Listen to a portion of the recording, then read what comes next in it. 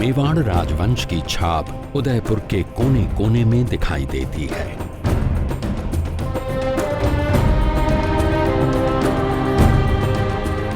अपने लंबे शासनकाल में मेवाड़ राजवंश के महाराणाओं ने राज ही नहीं किया बल्कि कलात्मक संरचनाओं का निर्माण भी कराया। इसी दौरान महाराणा संग्राम सिंह ने राजकुमारियों की व्यक्तिगत स्वतंत्रता और आमोद प्रमोद के लिए सहेलियों की बाड़ी को उनके अनुकूल तैयार कराया। इसकी हर बूंद में छलकता है महिला सशक्तिकरण, प्रतिष्ठा, गौरव और प्रेम की 300 वर्षों की सुनहरी यादें। वर्तमान में मेवाड़ की ये ऐतिहासिक और सांस्कृतिक धरोहर पर्यटकों का प्रिय और आकर्षक स्थल बन गया है।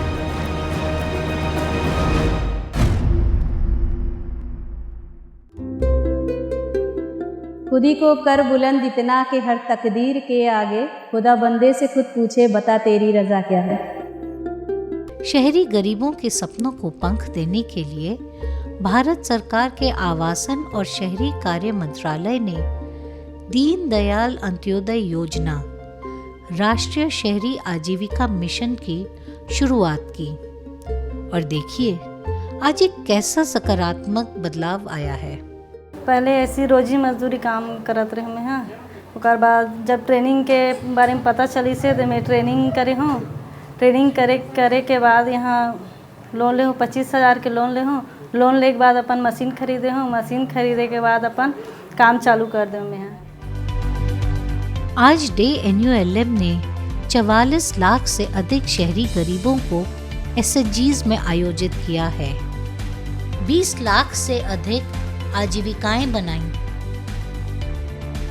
11 लाख से अधिक उम्मीदवारों को प्रशिक्षण दे उनका प्रमाणीकरण किया।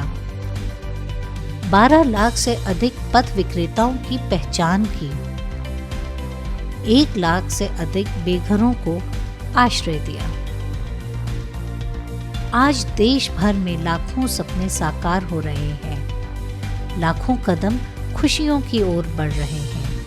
इन कदमों को गति दे रहे हैं उनकी मेहनत, उनका विश्वास और DNULM का साथ। घर में चूल्हा न जले तो सबसे ज्यादा एक महिला का मन कचोटता है। उसके हाथ में घर की बागडोर है, लेकिन खाने को 2 वक्त का अनाज नहीं है, तो ऐसे में वो क्या करे? इस बेबसी के साथ कब तक हाथ पर हाथ रखकर वो बैठी रहे? बस एक सुबह गांव की महिलाएं इस समस्या के साथ एकजुट हुईं।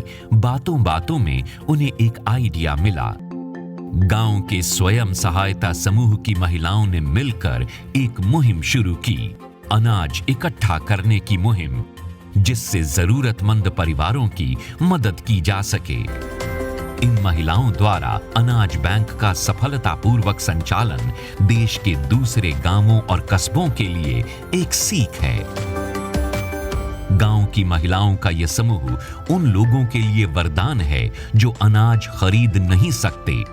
ये सहायता समूह विधवाओं, भूमिहीन परिवारों, आर्थिक या शारीरिक तौर पर अक्षम लोगों के बीच में अनाज बांटता है। लेकिन ऐसे लोगों और घरों का पता लगाना भी अपने आप में एक चुनौती थी, ताकि अनाज सही हाथों में जाए और उसका किसी भी तरह से दुरुपयोग न हो। महिलाओं के समूह ने इन बातों का ध्यान रखा और नतीजा हम सबके सामने है। समूह से हमारा हाउ मदद मिली। सब जनी अति सब हमारी मदद दे।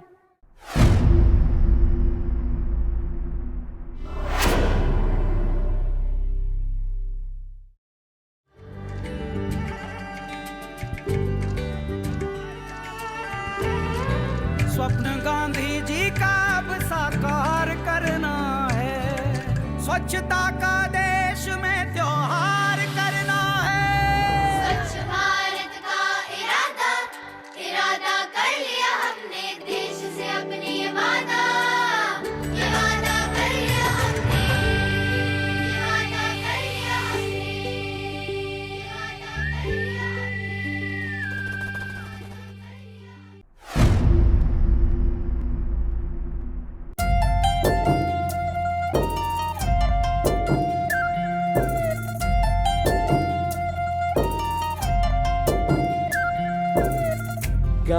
गांव में गली गली में फैल रहा स्वच्छता का उजियारा है। शौचालयों ने सोच है बदली, अब सारा आकाश हमारा है।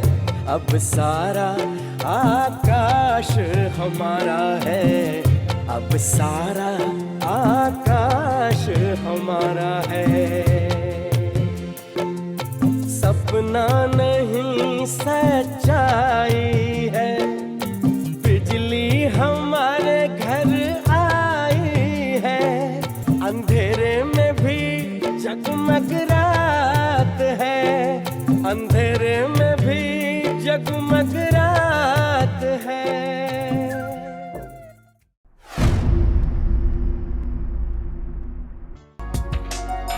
सुगंधित और औषधीय गुणों से भरपूर मेंथॉल मिंट के उत्पादन और इसके निर्यात में भारत का स्थान सबसे सर्वोच्च पायदान पर है। इस गौरवपूर्ण यात्रा की शुरुआत वर्ष 1954 में हुई, जब वैज्ञानिक तथा औद्योगिक अनुसंधान परिषद के वैज्ञानिकों ने मेंथॉल मिंट पर शोध कार्य आरंभ किया, जिसके परिणाम स्वरूप आज भारत मेंथॉल मिंट का नंबर 1 उत्पादक और निर्यातक देश बन गया है। वर्तमान समय में भारत के अलग अलग राज्यों में लगभग 2.5 लाख हेक्टेयर क्षेत्रफल में मेंथॉल मिंट की खेती की जा रही है और इसकी खेती से प्रतिवर्ष लगभग 35,000 टन मेंथॉल ऑयल का उत्पादन किया जा रहा है, जो विश्व के कुल उत्पादन का 80% है। CSIR सीमैप लखनऊ के वैज्ञानिकों और शोधकर्ताओं द्वारा मेंथॉल मिंट की उन्नत प्रजातियों के विकास और उन्नत खेती की विधियों की बदौलत भारत विश्व का सबसे बड़ा निर्यातक देश बन चुका है।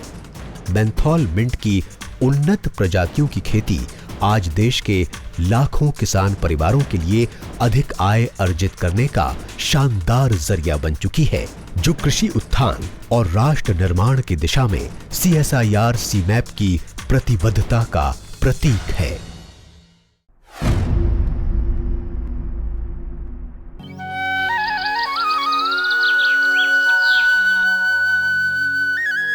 टिहरी जिले के केंद्र में स्थित चंबा अपने मनोरम दृश्यों के लिए जाना जाता है, पर हाल के वर्षों में इन आकर्षक नज़ारों के साथ साथ चंबा की एक और छवि उभरने लगी थी।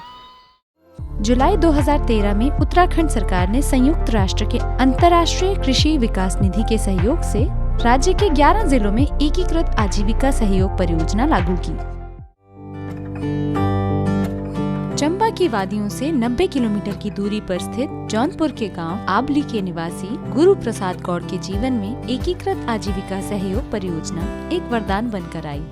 ये मशरूम मैंने देखी हुई भी नहीं थी। फिर मन में ये था कि चलो लोगों की नौकरी करने से अच्छा अपना काम हो जाए कुछ। तो बगल में लाला जी बैठे हुए थे, उन्होंने बताया कि आप लोग चाहे तो उगा सकते इसको। यहाँ से शुरुआत हुई, 4-5 बार साल में तो उगा ही लेते इसको। आज मशरूम उत्पादन और मशरूम अचार के साथ साथ गौड़ जी ने नींबू और आंवले के अचार को भी बनाना शुरू किया है और 2 ही वर्षों में सालाना आय को 1.5 लाख के पार पहुंचाकर अपने गांव में इस परियोजना की सफलता का बेहतर उदाहरण पेश किया है।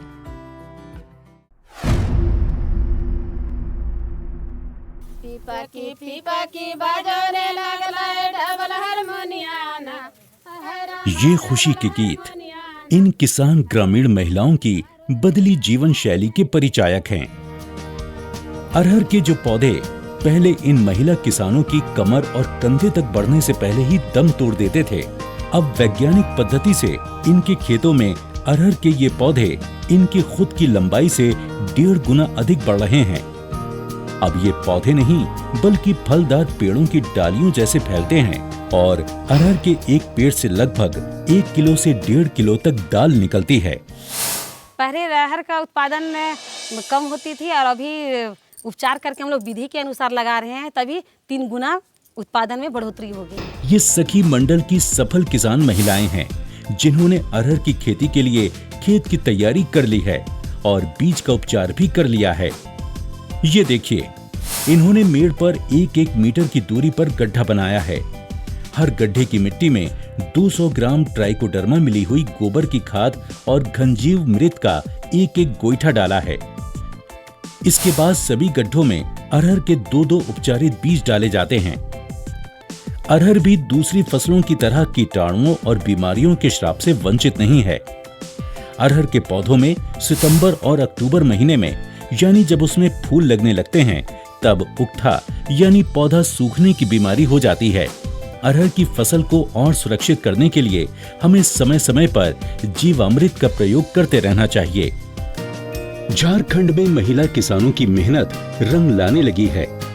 गांवों में जहां पहले महिलाएं परंपरागत तौर तरीकों से घर में दाल निकालती थी, अब उसकी जगह मशीनों ने ले ली है, क्योंकि अरहर की पैदावार पहले से 3 गुना अधिक जो होने लगी है। समूह बनाकर काम करने के फायदों को इन महिलाओं से अच्छा भला कौन समझ सकता है। गांवों के दूसरे किसानों से ये अरहर खरीदती हैं और उससे दाल बनाकर पैकिंग करके बेचती हैं। ये इनके हाथ का हुनर और स्वयं का स्वरोजगार है कि आज देश के विभिन्न राज्यों में होने वाले सरस मेलों में इनके दाल की एक अलग पहचान बन गई है। इनके घरों में अब खुशहाली ने वास करना शुरू कर दिया है। In the era of rapid technological advancements in healthcare, there has been a marked increase in the use of medical X-rays. Fluoroscopy is one such technique in which X-ray radiation is used to obtain medical imaging during surgical, orthopedic, and interventional radiology procedures. Though patients undergoing such procedures do receive some amount of radiation dose, the benefits far outweigh the probable health risks. So, how do we ensure that they are working safely while using radiation? Hi, I am Dr. Satark, and I am here to help you understand the ways to protect yourselves by following simple principles of radiation protection. Atomic Energy Regulatory Board, that is AERB, is a Government of India organization that enforces regulations to ensure radiation safety in the country. It has laid down requirements that are provided in its safety code for medical X-rays. AERB has also prescribed radiation dose limits for occupationally exposed professionals like us. We should adhere to these dose limits set by AERB and try to achieve as low as reasonably achievable radiation exposure. A TLD badge is a radiation dose measuring device that enables us to know whether we are working within dose limits. Make sure you always wear your own TLD badge at chest level. Above the badge, you must wear a lead apron. It attenuates X-ray and reduces radiation dose during X-rays imaging. For added safety, use thyroid shields and protective goggles.